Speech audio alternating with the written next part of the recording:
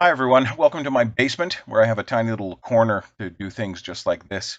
I'd like to take my 5 minutes and introduce you to a figure in Baptist history that I had not previously known. I stumbled across him doing research for something else, almost by accident. His name is Georgi Vins, V-I-N-S, Georgi Vins, a prominent figure in Russian Baptist circles and in um, history, particularly in the 20th century, with Protestant churches, particularly Baptist, holding their own against the communist powers.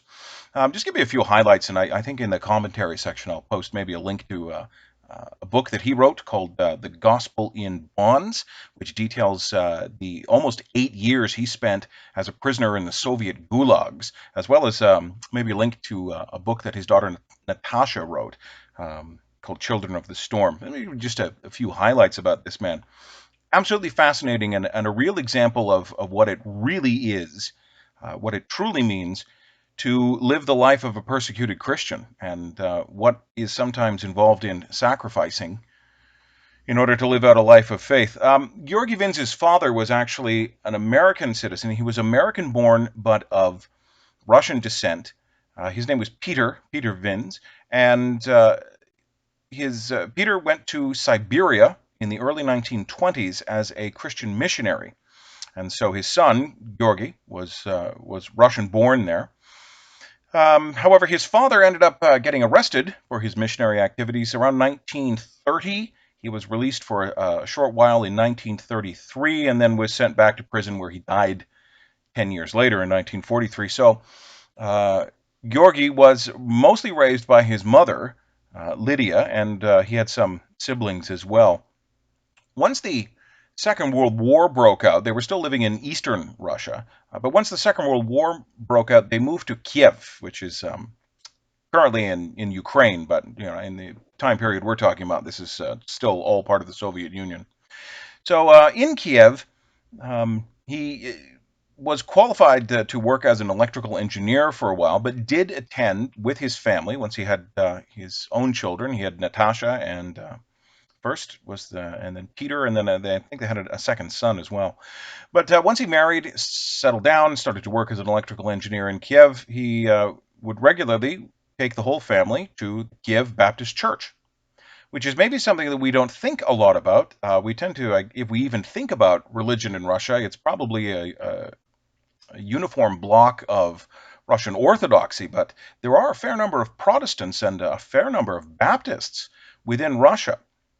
Now, it's no secret that under communist rule, which is when all this was happening, churches in the Soviet Union, in Russia, were persecuted.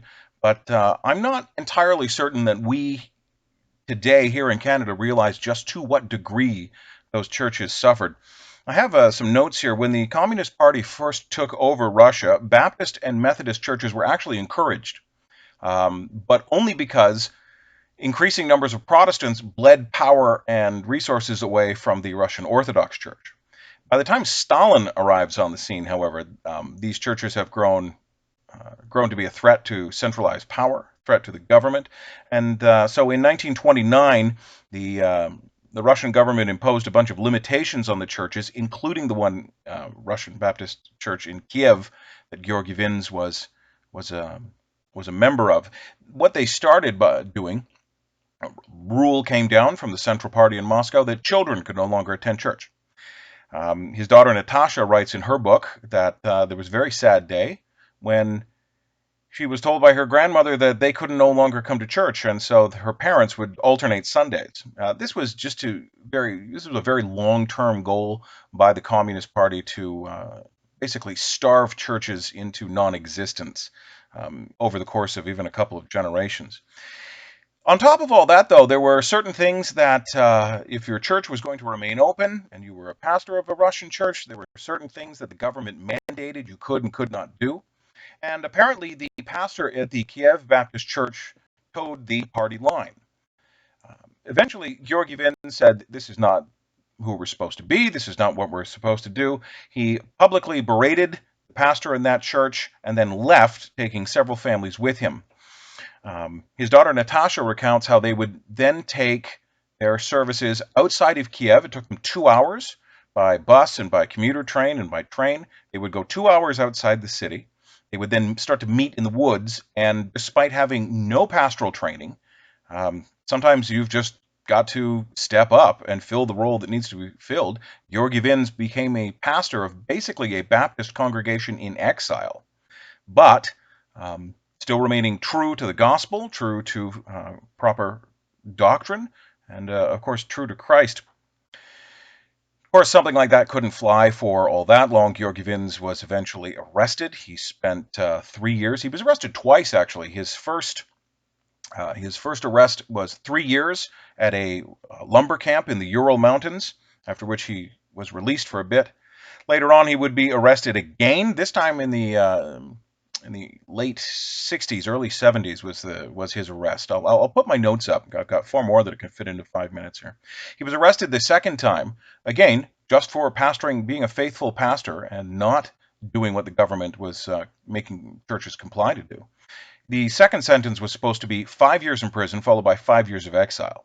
However, that sentence ended up only lasting a few years. Apparently, as the story goes, in the late 70s, some Soviet spies were caught in America, and as part of a prisoner exchange, Georgi was released from that 5 year sentence early and allowed to not only bring himself but his family to the United States as well. They ended up settling in Indiana, a little place called Elkhart, Indiana. And as the Cold War started to thaw, Georgi Vins eventually became uh, instrumental, maybe, but definitely a figure when he was allowed finally to return to the Soviet Union and start to help fellow Baptists back in Russia who were not only in prison, but as Mikhail Gorbachev comes to power, and then we start to have glasnost and a bit of a thawing of relations, he becomes instrumental in a Baptist union there in Russia, helping churches grow and become planted as well. He unfortunately died of brain cancer. He was diagnosed in 1997 and died a year later, but left a very fascinating um, legacy behind him and a glimpse into Baptist life in a part of the world where, to be honest, we may not even think that there is such a thing.